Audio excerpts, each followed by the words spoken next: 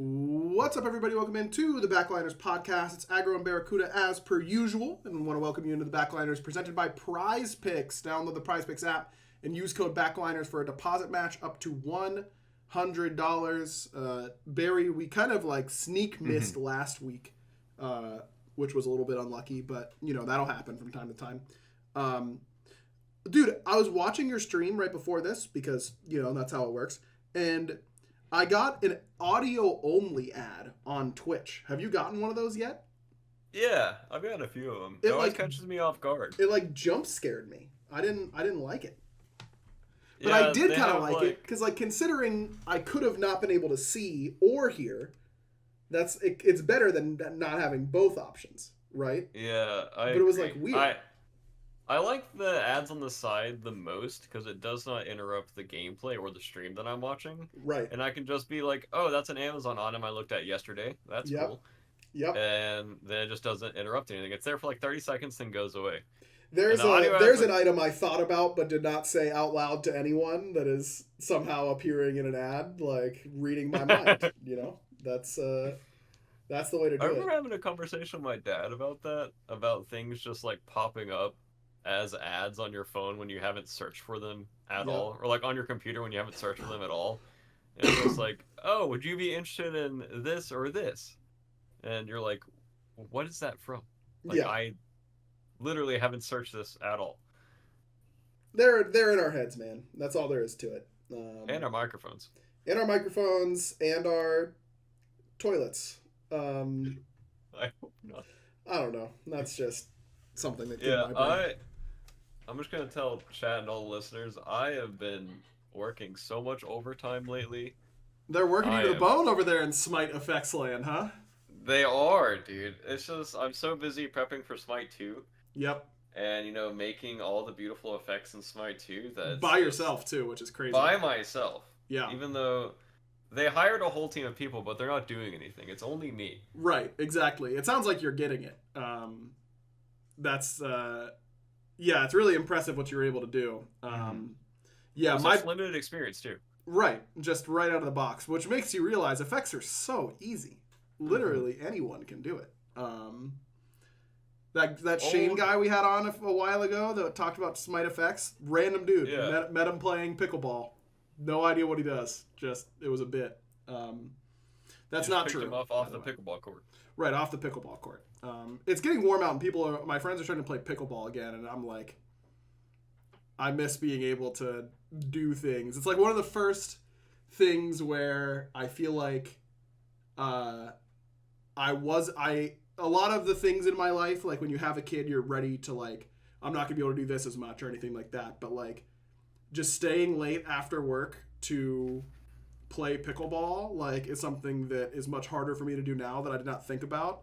And I was like, damn, that kind of sucks. I do wish I could play. And I could if I wanted to. You know, my dear wife Jo is so like understanding and supportive of me like still doing things, but then I don't get to see the little man before he goes to sleep, and I don't like that. So I'm just coming home, you know, and messing with him instead. My brain is also all over the place, by the way, if you couldn't tell. Yeah, I also understand what you're feeling like, except without the kid and just a lot of overtime. Right. Which is more or less the same thing. Yeah. Having a kid is a lot like just constant overtime on your brain, body, and mind. My sleep's not great. My physical energy isn't great. My mental energy definitely is not there. Yep. You know, my emotions are in check. You know, my mood's pretty good, but I'm a hollow shell of a human being right now. Well, we appreciate your hollow shell showing up to talk about some Smite content. I believe before our last show was the Alpha Weekend 1 had not happened yet. Yep.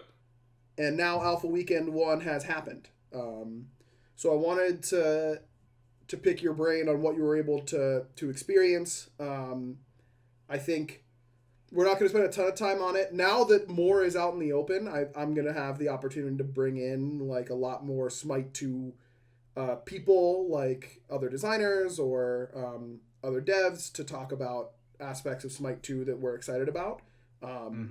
But that'll just be a little bit down the road. but that door is open now, and it's nice to be able to talk more freely about some It still things. feels weird. It still feels very weird, and it's also, I would talk a lot about in Smite One. We'd be talking about a patch on this show that locked 3 weeks ago, that I've Mm-hmm. already done a lot of the work for the next patch. And on the day of the podcast, I'm probably working on the patch after the patch that is after the patch we're talking about. So I would get Mm-hmm. confused. And it is even worse with Smite 2 because, we're still getting a lot of our processes down. Uh, Things are a lot more in flux. Things change more rapidly. Mm-hmm. Our plans change rapidly. Our schedules change rapidly.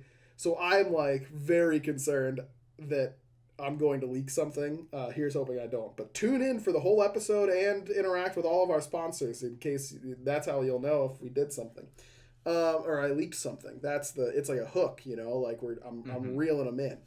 Mm-hmm. Um, but yeah, overall, really happy with the reception for Alpha Weekend One.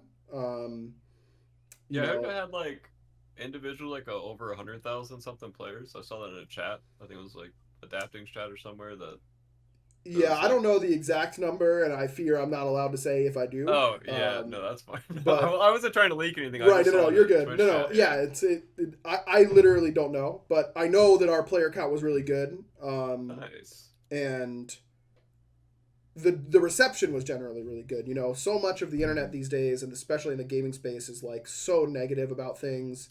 Um, and that time will come for Smite 2. It's just inevitable. Like the new thing is always received better than an old thing. Um, Mm-hmm. we would talk about it a lot when it came to new casters. Like anytime a new caster shows up, everyone's like, "This caster's so good. Like, we love Yeah, it. We love this." But they either then hate them or eventually, love them. yeah, exactly. They either hate them or love them. Most of the time, I feel like they love them.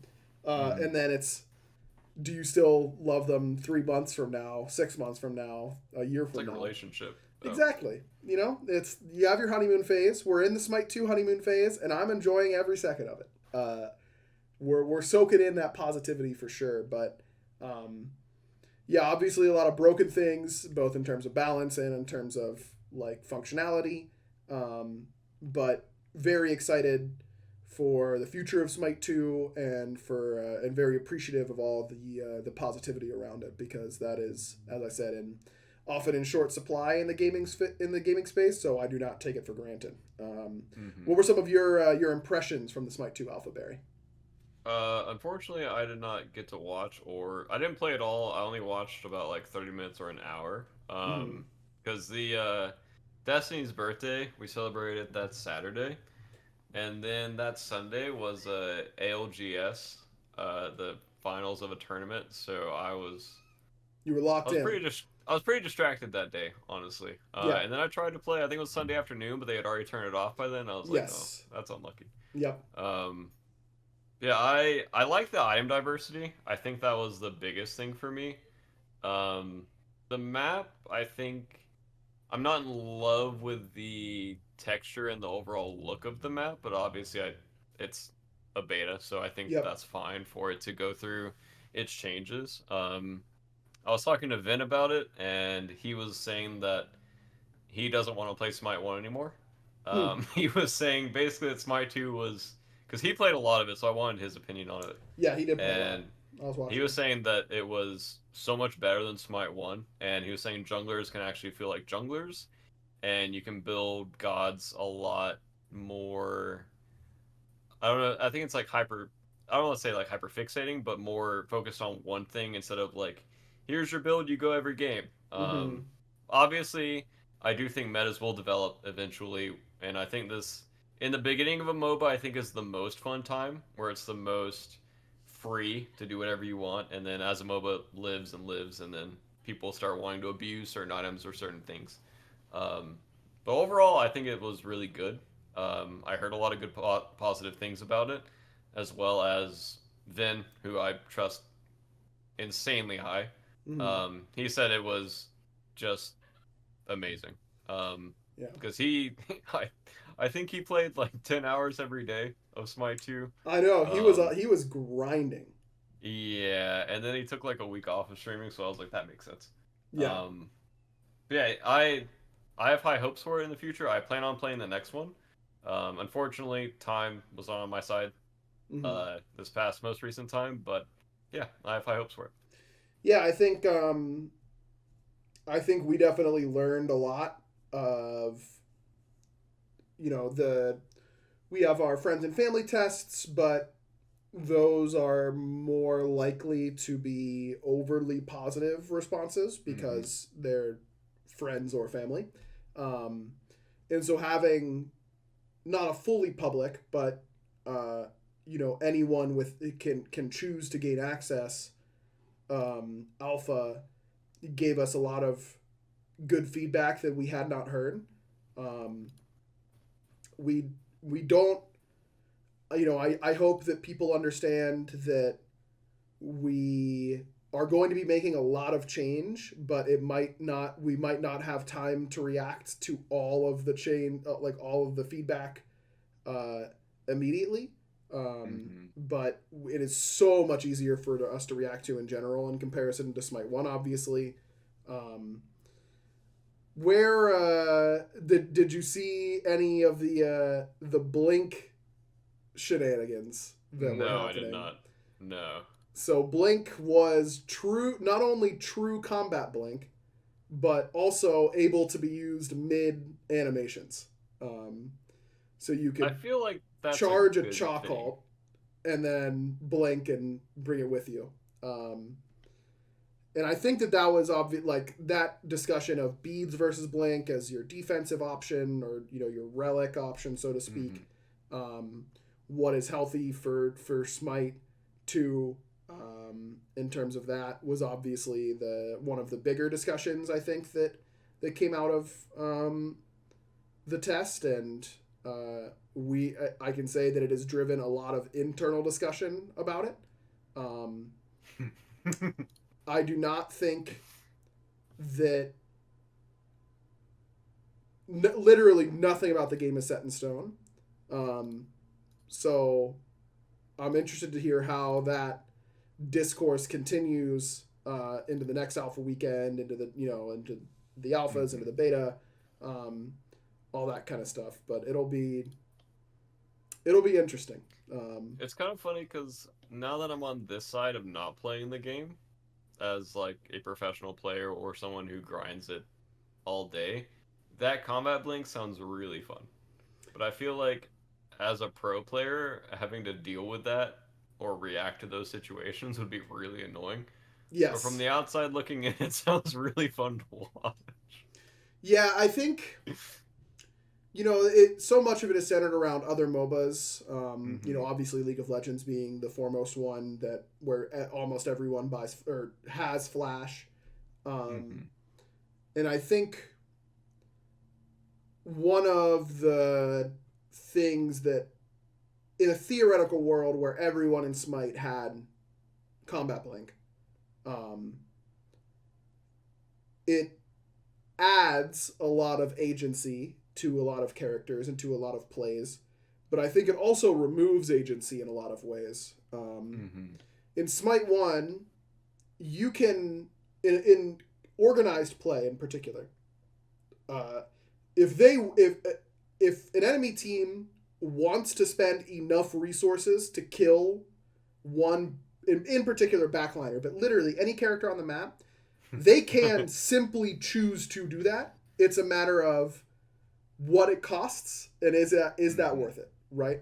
But in a team fight, they can dump as many ultimates as they need on one person, and put themselves out of position to hit that person, whatever it may be.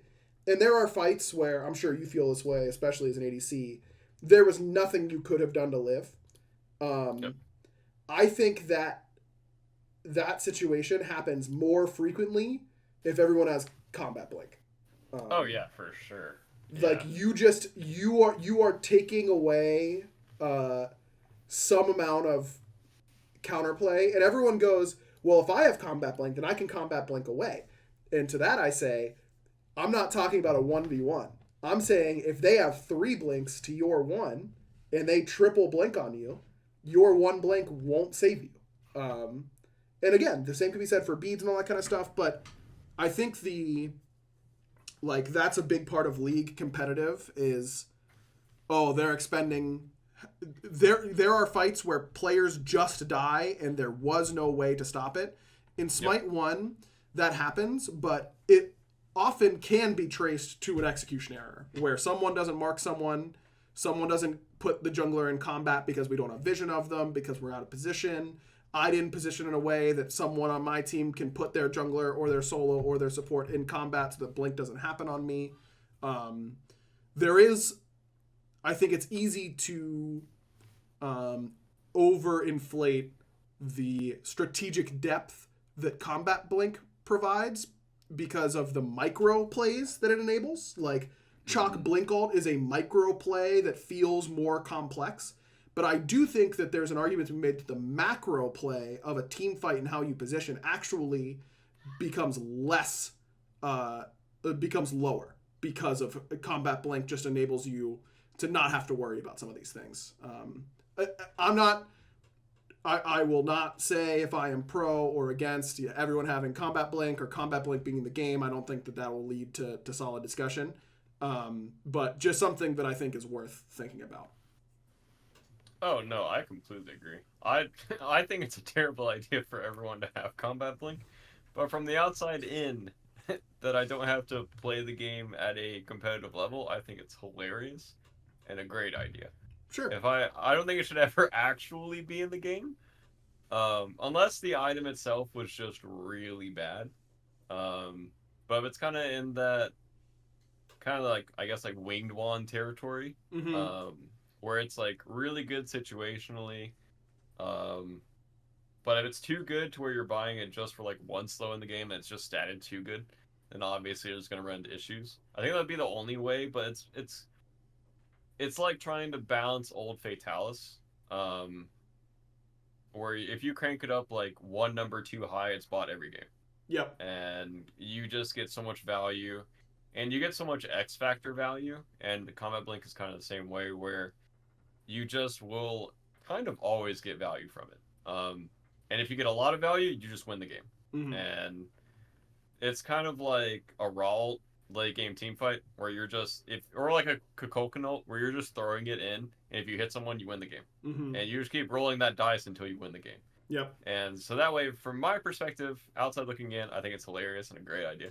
But for what you were talking about, I completely agree. I don't think it should. It just, like you said, takes away too much counterplay. Or, in my opinion, if I was a pro player, I'd be like, it completely removes counterplay. Like, this is a terrible idea. Because what do you want me to do if I'm getting camped and ranked and I'm just getting combat blinked on between my towers running back? Like, this is no fun. Yep. But if I'm watching a stream and that's happening to Vin, great idea. That's content right there, baby. That is content. That is a fantastic idea. Yep, all for the content. That's all you need. Yeah, I think I don't want to say any more about it because I'm scared I'm going to leak what our plans are for the short term. But I think I'm interested to see how the opinion continues to develop as more playtime happens, for sure. Another thing sorry, go ahead. No, you're good. Has the next alpha been, or the next playtest date been released? No, I do not believe so. Okay.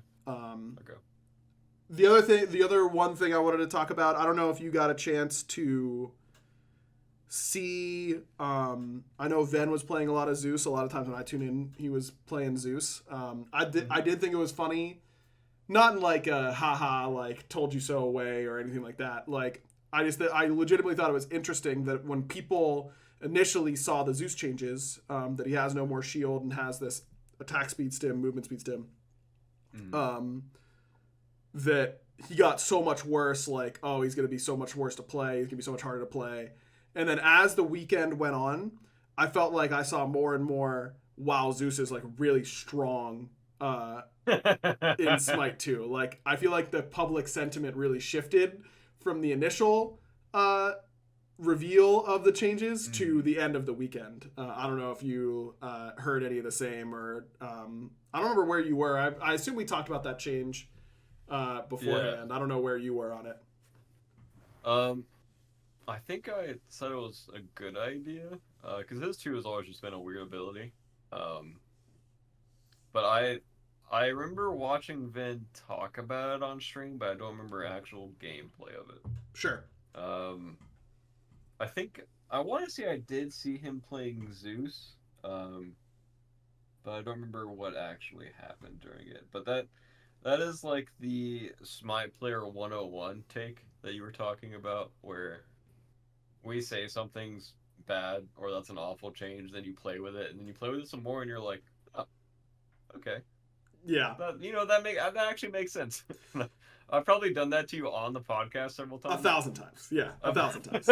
There's no doubt. Patch notes or cuts 100% being changed or released, and I'm like, that's a terrible idea. And then next week it's like, you know what? That wasn't the worst idea. Yeah. Well, that part never happens. It's just like 3 weeks from then, you're like, this god's actually kind of good. Like that's it. There's no, and that's totally fine. That does not that is. That's just you're part smiling of on the game inside, designer. just remembering what I said. And you're like, okay, this guy. That's just how it goes. Okay, real quick before we move on to Smite 1, Stainless had a question in chat. They ask, do we have any plans for pen, or do you think it's fine as is, and players have to get used to it? They struggle with some gods having fizz and magical damage, but pen still being one or the other. Literally nothing is set in stone. I would be truly surprised if any single tier 3 item made it to full release unchanged in some way. I think, I'm not saying everything's going to get reworked, but I think we are going to inevitably decide we need to do some stat shifts, we need to revalue some stats, we need to change how they're spread out, we need to change how pen is distributed. Those are all very, very possible things. I am a little worried that players were really pleasantly surprised by how good the game was in Alpha Weekend 1, and will expect every point of feedback to be fixed and addressed by Alpha Weekend 2. And I do want to preach some caution that that's just not a feasible place for us to land. We have some changes in mind to smooth. I do agree that is a pain point that we want to address. I can't say how we're going to address it or when we're going to address it, but I think it's a fair point that I agree needs to have a better solution than what we have in place currently. But I don't think it's as, your question, Stainless, was completely fair and worded completely appropriately. I have seen some hyperbole about it that, this system can't work if this is how it's going to be and like all that kind of stuff. And I think that I'm not a believer in that. I think the current system can work with having different damage types and different pen types and all that kind of stuff. Could we make Omni Pen? Absolutely we could. Will we? I don't know. But give us some time, and I think that we're gonna figure out a good solution there. Yeah, I think when you have this many knobs to turn, I think it's a good starting point. Yeah. But yeah, I heard the pen was not worth buying. I think Vin said that. I think in like ADC builds, which I don't expect the game to be balanced. If you expect the game to be balanced and all items to be balanced, then you're just trolling. Not saying the guy in chat was saying was saying that. Just assume that things won't be balanced and assume, like Aggro was saying, that items will change. Basically, every item's going to change or fundamentally change. Yeah, for sure. Anger Piglet asks, what's the biggest aha moment for the dev team from Alpha 1? I don't know. I don't feel comfortable speaking for the whole dev team. I don't feel comfortable only speaking for the design team either. I think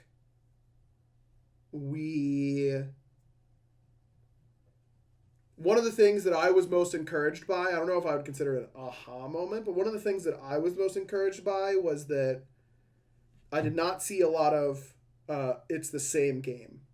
And the characters all feel the same. The game, I think, was I think that we didn't nail it yet. We're obviously going to keep trying to. But I think that for our initial impression, we landed in a fairly narrow zone of similar enough that it feels like Smite and people that love Smite are excited about it, but also it feels like a truly new game. And that is really the number one challenge, in my opinion, for us to get right if Smite 2 is going to be successful on launch. And I've been very... that was the thing I think I was most worried about. I'm realizing as I keep talking that I actually did not answer this question even a little bit. But that's what you get. That was the thing that I took away the most, was that we are safe to keep pushing changes that are pretty big. Like, Neith got a fundamentally big change, right? She can build traditional hunter basic attacks, but a lot of the kit is pushing you into more ability-based magical damage, magical items type of build. And that's a pretty big change, but one that's in line with her character identity. I can talk for a long time about why it's the right move. And that kit was one of the most well-received changes that we did. So that tells me that we are, so far, in a spot where we can continue to push changes that might be more drastic, as long as they continue to flow and make sense with the kit and the character identity. And that's exciting for me. Sorry I didn't answer your question at all. But you get what you get at the Backliners podcast. That's how I do things around here. I didn't know if you were gonna wrap around back to it or. No. Yeah. No, okay. I'm not. Okay, that's fine. No. Excuse me. Okay, before we move on to the 11.5 patch notes for Smite 1, gotta let you know about Prize Picks, because you've been sitting here since the opening thinking, what is Prize Picks? First of all, pay attention to what we're saying. I'm going to get to it. Secondly, Prize Picks is America's #1 fantasy sports app, you silly person, with more than 5 million members. It's the most fun, exciting way to get in on the action while you watch your favorite sports and players. You just pick more or less on 2 or more player stats for a shot to win up to 100 times your cash. Barry, you were watching some Apex Legends esports, I do believe. A lot of ALGS. You can play some games there with Prize Picks on some of those events. Valorant, League of Legends, Counter-Strike, and even Call of Duty. There's a big major coming up in Toronto in just a few weeks for Call of Duty, and you can play with Prize Picks there to turn your knowledge into cash. It's available in more than 30 states across the country, including California, Texas, and Georgia, and they offer all maps for every match, as well as stats like kills, headshots, first blood, and many more. So that's really, really fun. You can do things like choose Hydra for more than 54 and a half maps, 1 to 3 kills, and Simp for more than 23 and a half map, 1 kills. There's a lot that you can do in order to make your Call of Duty or Valorant or League of Legends, whatever esports you watch, even more fun. So that's very, very exciting. So download the app today and use code BACKLINERS for a first deposit match up to $100. Again, code BACKLINERS for a first deposit match up to $100. Prize Picks, pick more, pick less. It's that easy. Shout out to Prize Picks for sponsoring today's episode. Nice. All right, Barry, let's talk about 11.5 patch notes. All right. The team got a little spicy. The team's been getting spicy. They have been, and I'm proud of them for that. I will say, just as in all transparency or fairness or anything like that, I have not been able to work with the Smite team a whole lot recently. We've been very, very busy in Smite 2 land, so a lot of this, I don't have quite as many insights into the design process. I was there for a lot of this work in particular, but not, I haven't been a driving force by any means. It's really been Lermy and Row and Chaos like being some of the more recognizable names. Way more people than that, of course, doing a lot of work, but those are the names that I think most people will be familiar with. But yeah, just as a heads up for all of that. But there are 2 brand new items. The first one being Curse Weaver. It's in the Sorcerer's Staff tree. It's 2,500 gold for 60 magical power, 250 health and mana. And a passive, hitting an enemy god with a basic attack or ability marks them for 4 seconds. When the marked enemy god casts an ability, they take 5% of the user's, maximum health and 5% of your maximum mana, the user, as magical damage. You heal for 100% of the damage dealt.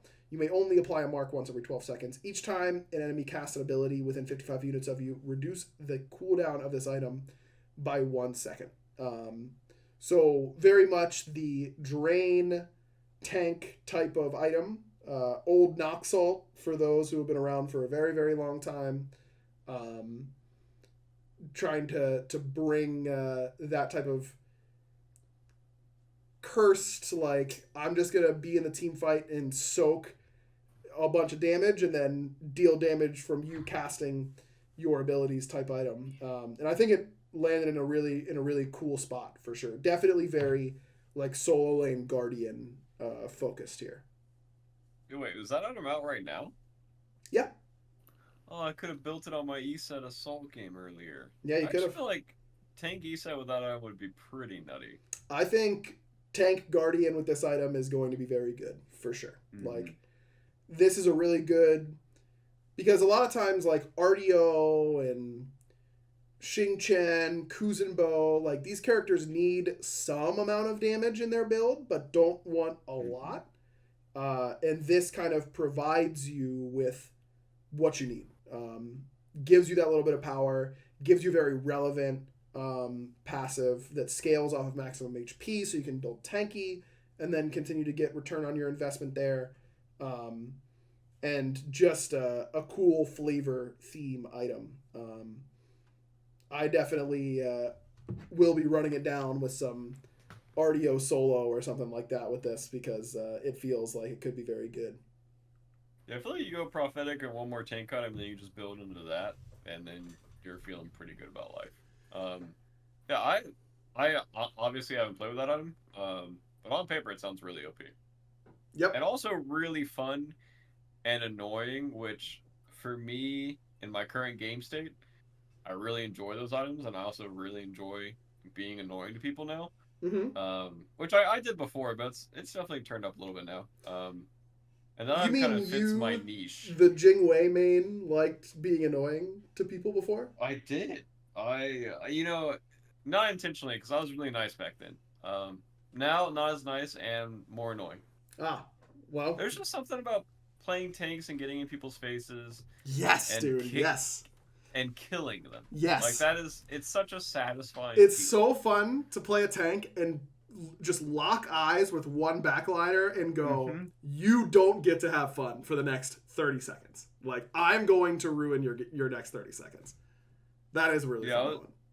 I've been building Osiris with, like, exploding Sigil and then Pridwin and Thorns and Assault. And that is one of the most fun things I've ever done.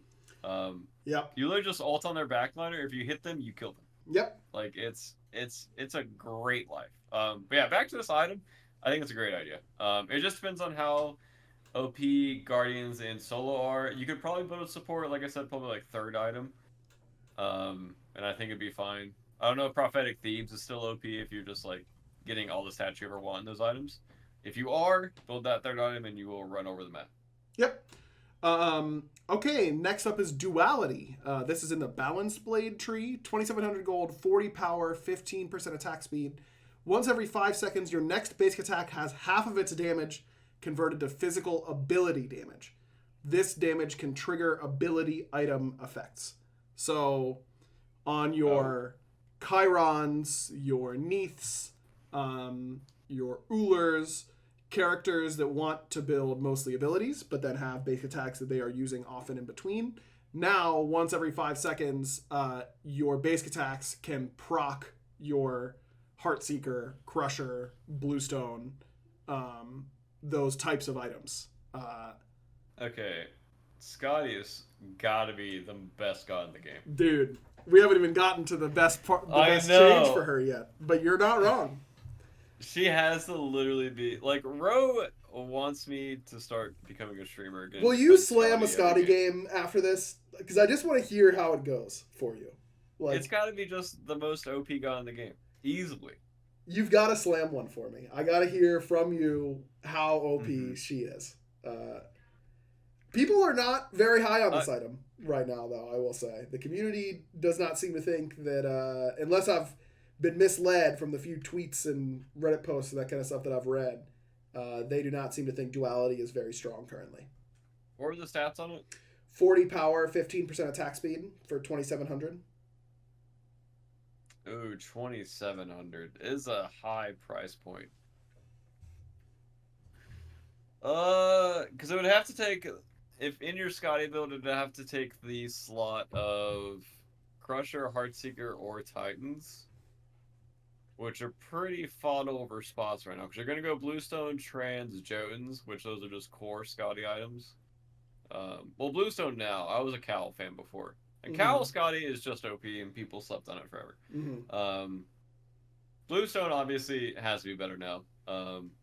Yeah, it's just if it is better than one of those items, which is the same Smite curse for items that's been in there forever. Like, you have to fight so hard to take one of those spots. Yeah, you don't, and you don't really want to take Heartseeker or Crusher out because those are the items you're synergizing with this item. Really, your best option, I think, out of those is probably taking out Jotuns, but then you're missing out on your cooldown.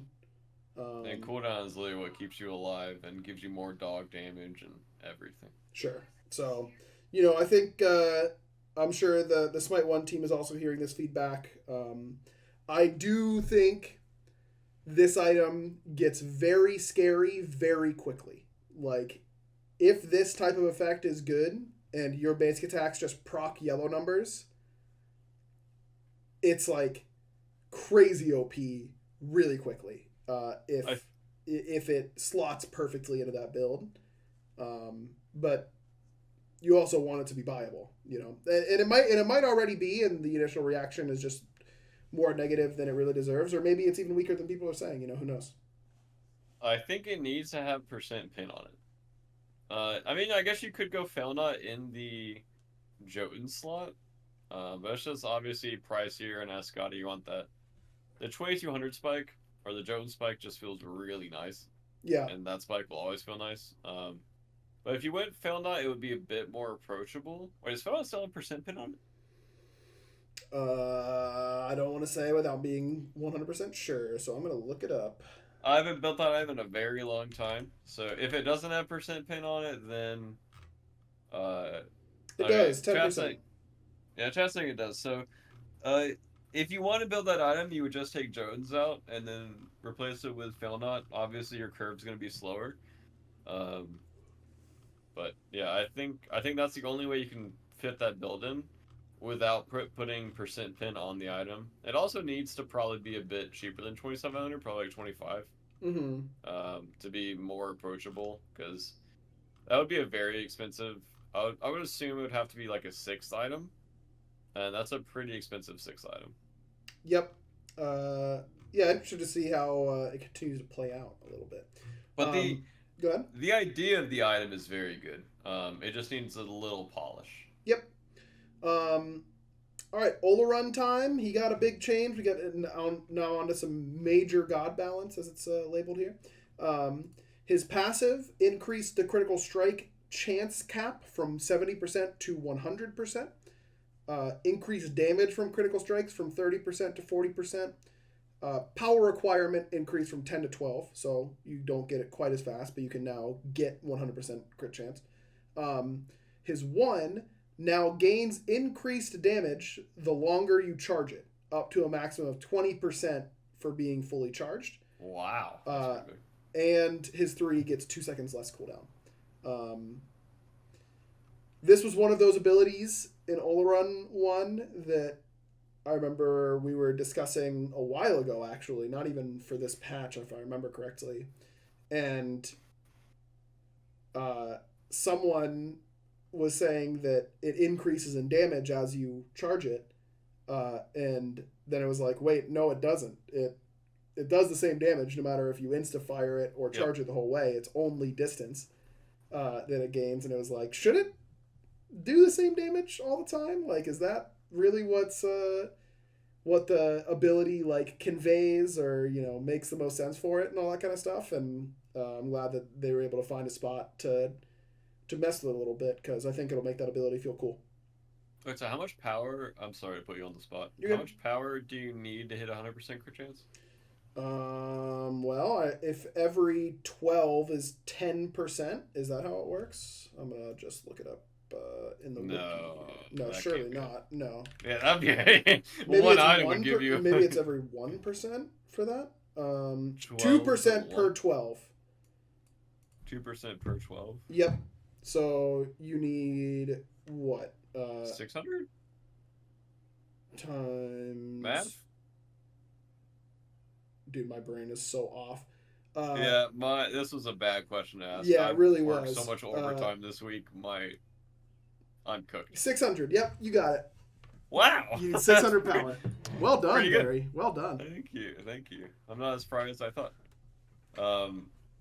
Yeah, I think that obviously helps his late game. It depends on what gods are meta. If gods like Chalk and Blink AOE characters or gods like Baron are in the meta, you're never gonna have a fun time. Mm-hmm. Or gods that just get on you.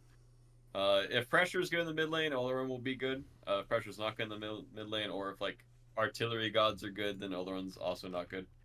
Yeah, I don't know where the magical ADCs stand in the meta right now. They got some there... they got some nice buffs in their itemization as well. Let me find it real quick. I know Nimble Bancrofts got its cost decreased from 3,100 to 3,000, and added 2 basic attack power per passive stack. So you gain basic attack power and attack speed on Nimble Bancrofts. Cyclopean Ring also gets a buff, passive damage from 8% to 9%, and cooldown on it from 10 to 8. So that's some pretty healthy buffs, I'd say, for magical ADCs. Yeah, Cyclopean should just be kin size. Yeah, you know it can't be, though. You know why it can't be. No, I don't. It should just be kin size. Okay. That's my opinion, and that's what I'm sticking to. All right, fair enough. Nothing we can do about that. Charybdis. This is another one that I think I'm interested in hearing your thoughts, if you're able to get a little play session in. Increased tide per basic attack hit from 2% to 3% on her passive. Her 2 decreased the time to full charge from 1 second to 0.75 seconds.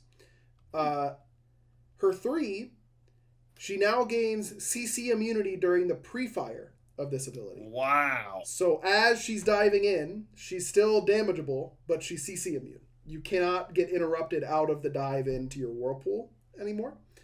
But decreased the base movement speed from 20% to 0%. You get no movement speed on the base form. And the amplified movement speed is down from 40% to 25%. So the amplified is only slightly better than the base movement speed before, but now you can't get interrupted going into it. And the ultimate improved the firing timing and general feels when using this ability. It just feels better. Like, it's hard to explain exactly how, but it should feel noticeably smoother whenever you use it. Yeah, I would have to play with the ult to actually obviously get a feel for it. Yep. The 2 chain sounds really nice, because it's like, why do I have a prod shred if I feel like I have to stop auto attacking for 18 seconds to actually like apply it? One, by the way. 18. And then the pre and the post of that ability always feel terrible to actually use. Mm-hmm. So shortening the pre time will feel really nice. The 3 change is pretty big, but I think it honestly needed to keep the movement speed, because that ability already wasn't great at getting you an escape. Sure, but do you think Chang'e 2 or Robin 2 are great escapes, or are they more like disjoints? They're dodges, right? Yeah, I would say dodges, and Yeah, hers is this is a dodge. hers. It's a bit of both. I think her I think her three initially was like an escape, and this turns into a dodge, which, in my opinion, it's a bit better maybe Hmm. because this was one of the most annoying abilities where you get blinked on and you get taken out of your three, and then you're like, I spent so long trying to get into that ability, and now I'm trying to get into it again. Then you hit beads in three. Um, so I assume a lot of people are still going to beads in three, which is going to be kind of funny. Yep. Yeah, she'll probably be slightly better, but this god in general is just it's always like a feels good god, but it's actually bad. Um, but hopefully, because I know she got some buffs on like her one, I Hmm. think before. Hmm. Hopefully this is the change that actually like makes her a normal character, if that makes sense. I guess. Well, it's that plus the next section, which is the item proc pass. Uh, the team was able to do, and this was a difficult, like, this took significant time and effort to get this working, but we now have much better control over gods being able to proc item effects on their basic attacks at reduced rates. So before, all of Charybdis's item damage were on her basic attacks was reduced, right? It just did less because of the triple shot. Now, it is all all her first few basics that are normal 1x 1x. Those deal full item proc damage, and then only the triple shot. Each of those deals 33% damage individually. So now her item procs are just strictly better, which is really big for her. And it also means that Jormungandr and Bake Kujira can proc basic attack item effects at 50% damage and healing. And Fafnir in dragon form can proc basic attack item effects Yeah. at 25% damage and healing. You know what? Why not? You know? Like, Yeah. why Let's not? turn that knob. Yeah. What are your thoughts here, Barry? I really hope no one's going to attack speed Fafnir. Oh, bad news about what I did already. Please, please don't do that. I don't know how OP that actually is. I feel like there's going to be a lot of YouTube videos about this being the most OP thing, and it's going to be a few clips of them like killing a few noobs. Mm-hmm. But I don't think it's like game changing for Yorm or Fafnir. Bake might be actually good with it. Yeah, getting to go Destol, Bake, and that kind of Yeah. like Destol, Yorm. It's good.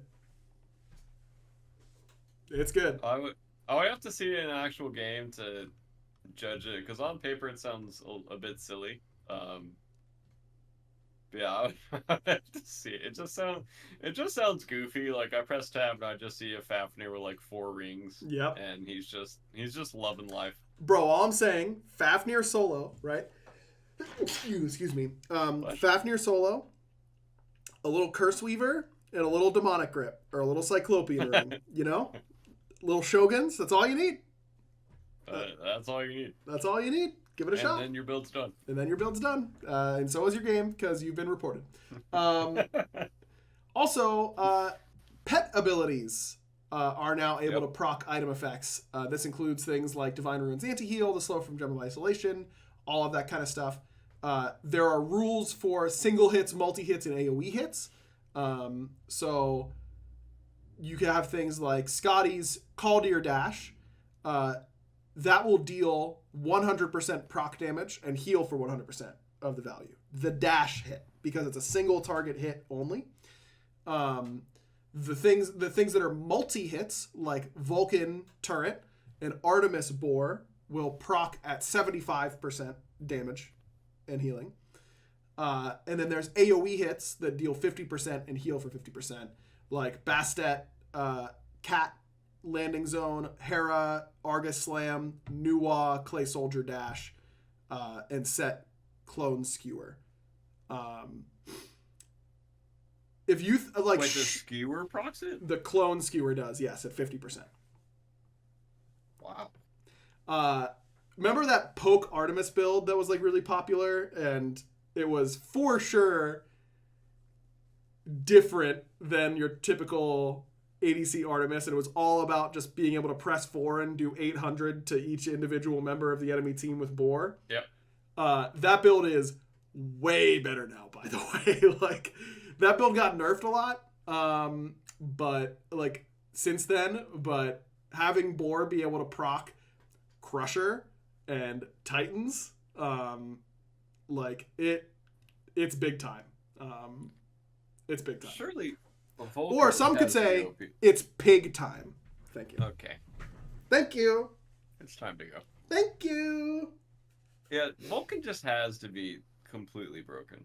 That I didn't think about it proccing on his turret. That is insane. Wait, can you get Soul Gem procs for turret hits? Yep, I think so. Would the Soul Gem proc on you or your turret? I assume you. I assume you. Yeah, it'd be you. Okay, that would be okay. I'm surprised I beat a Vulcan earlier. That character sounds like the best god in the game. Better than Forget about Scotty? Scotty. Yeah, better than Scotty. Artemis proccing on the boar. I assume it's just the boar hit, not the boar like auto attacks afterwards, or is it both? Maybe it's both. Probably both. Or it might just be the boar hit. Yeah, just the boar hit. Because like arachne spiders, arachne spiders do not, right? I don't think they proc anything. Arachne just gets left behind again, dude. That character. Well, hers are different pets. No, It's like a conditional pet. I mean, I'm sure we could discuss it. Maybe she does have it, and it's just like not listed here, and these are just examples. I'm not exactly sure. I can go test it, and I'll get back to you. That would be really funny if you just put out like 6 spiders, just throw out like a bunch of webs, and someone just walks in and gets instigated by yellow numbers. Dude, that'd be hilarious. That'd be so good. Yeah, I mean, they're so much credit to the Smite 1 team. They've been doing such great work, and they keep coming up with these patches that make me think like, oh, I really want to go do that. Like, I want to go try this. Like, that's, I think, exactly what is the best course of action for them, and they've been absolutely nailing it. Like, they've been absolutely nailing it. Yeah, they're adding a lot of seasonings. A lot of seasonings, for sure. And it's not even the season. It's not even the year where we had 4 different seasons, 5 different seasons. That was good. That was a good season. That was a good year. Yeah, that was a good year. I also lost my mind a little bit, but you know, wasn't I going to anyways? Well, you found it. You found it now. You're back. You're doing good. Huh? Anyways, time for the random question of the week. Excuse me. This is, of course, from our Patreon Discord. Patreon.com/backliners is the place to go if you want to join there. Odd Otters asks, as we're entering summer, what's the best food at a cookout?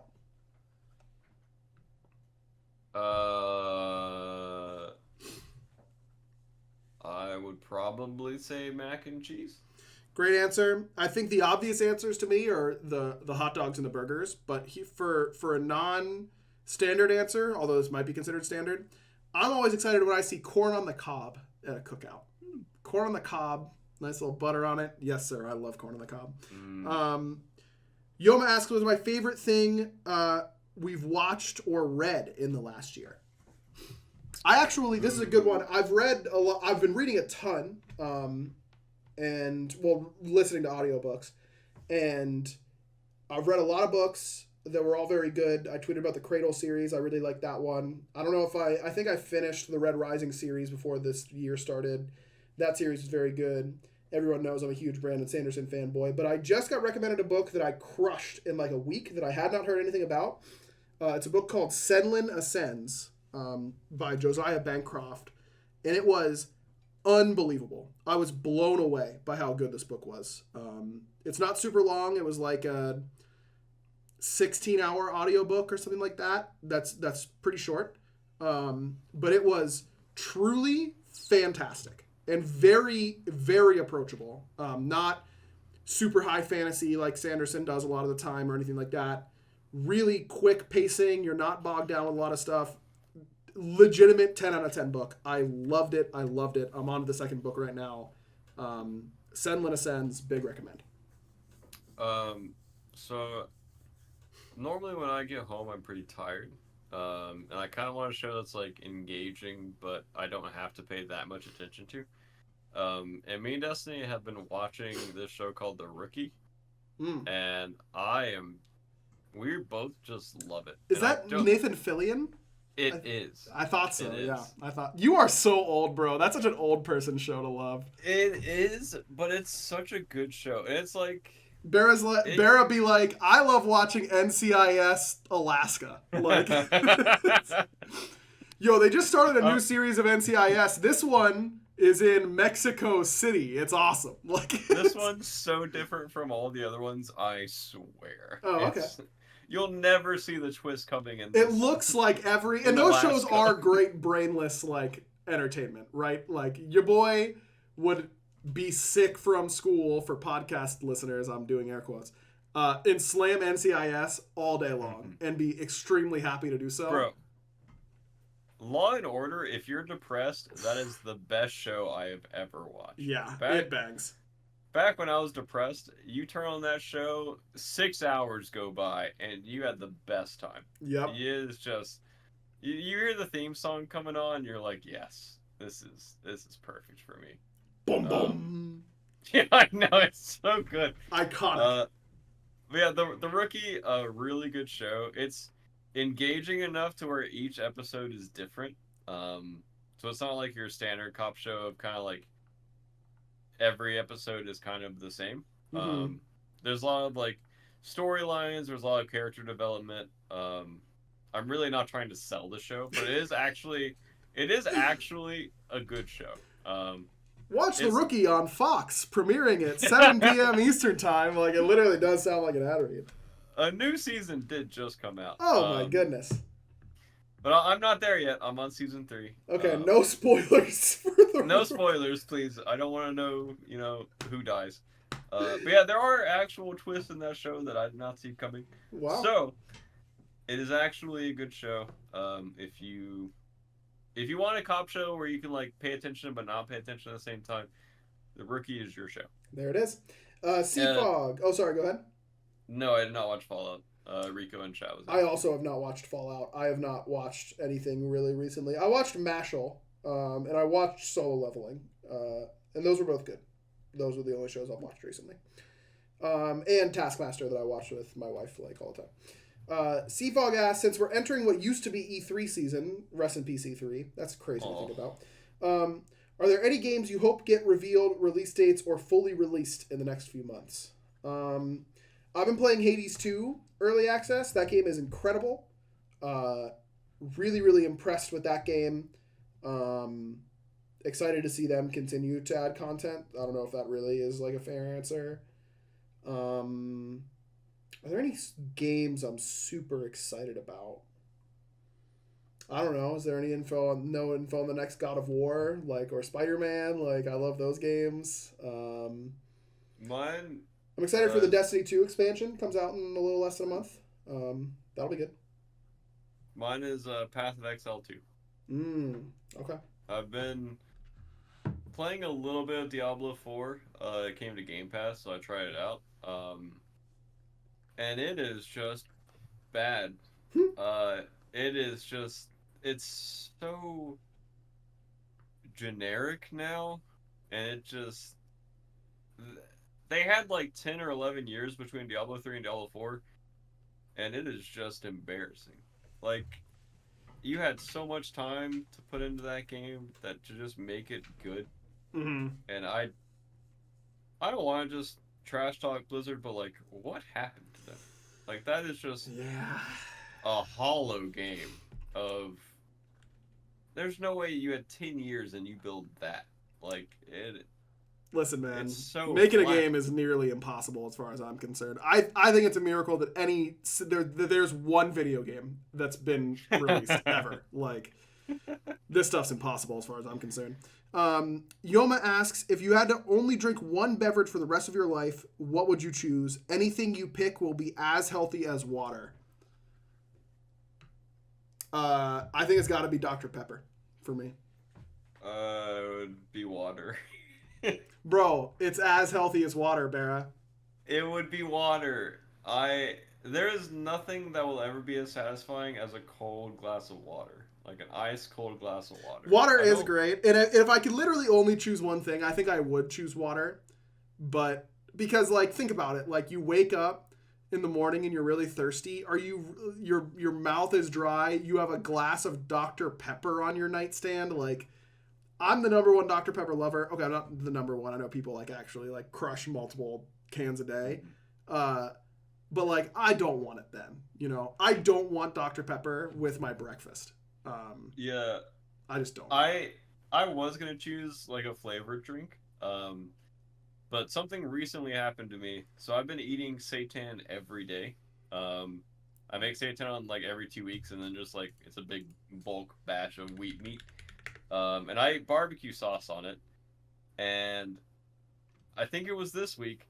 I was like, I don't think I want barbecue sauce on my seitan anymore, and I am one of the biggest barbecue sauce fans. I know you're the barbecue sauce guy.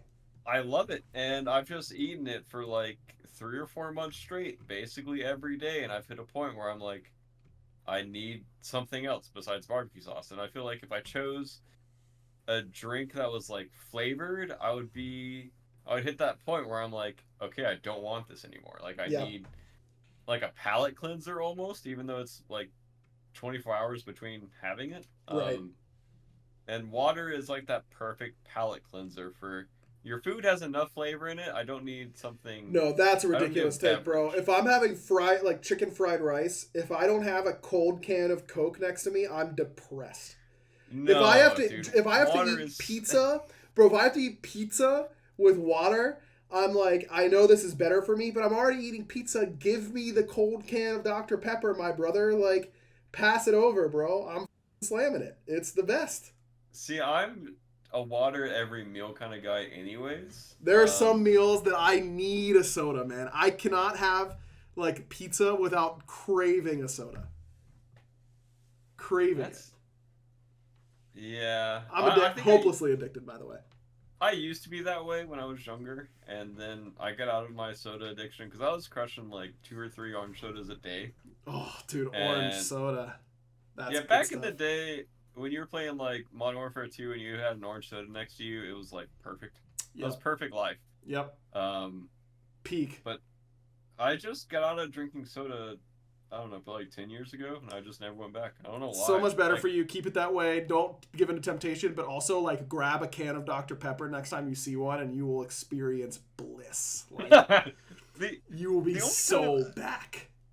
The only time I have soda is when like I'm mixing it with alcohol. Like that's the only time. No. We're not adults, okay? We're little kids in our friends' basements playing Super Monkey Ball on the GameCube, okay? All we need is a cold can of Dr. Pepper from the pickle room fridge. Am I right? Good Lord. Mm-hmm. All right, last question of the week from 6000J. What's your favorite pair of 2 consecutive letters of the alphabet? Like AB or MN, but not BZ, and why? This is such a weird question, and I love it so much. Your favorite 2-letter combination. Boy. ST is hard to beat, I think. I was going to say ST. ST is clean, no? That was my gut answer, but I'm trying to go through the alphabet right now to further dissect it to see if anything makes me happier. CD is pretty good. CD is really good. Oh, that's really good, actually. Yeah, I like that. MN is good. I'm coming with WX. There's something about WX that I'm kind of liking, you know? Mm-mm. That's just wrong. I hear W and my brain goes W, X, Y, and Z. Like it literally finishes like that, the song in my brain immediately. Yeah, WX is a little bit of a dark horse for me here. It's hard to get out of my head. I think it's ST. Are you good at resuming the alphabet midway through? Or do you have to fast forward from the beginning to get to wherever you need to be?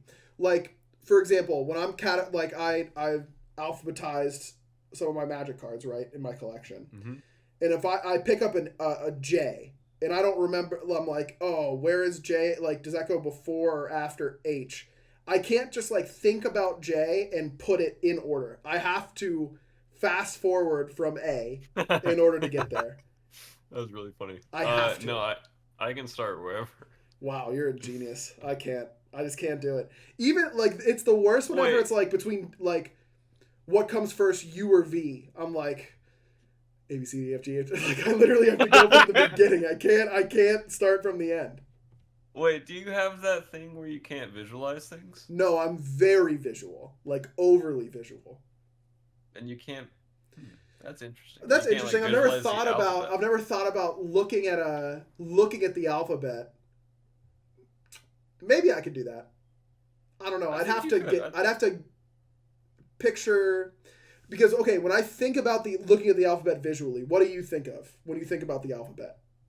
The letters in like a kindergarten room. Yeah, I think of the big long banner, right? Yeah. That like goes across the top, and this is literally how insane my brain is.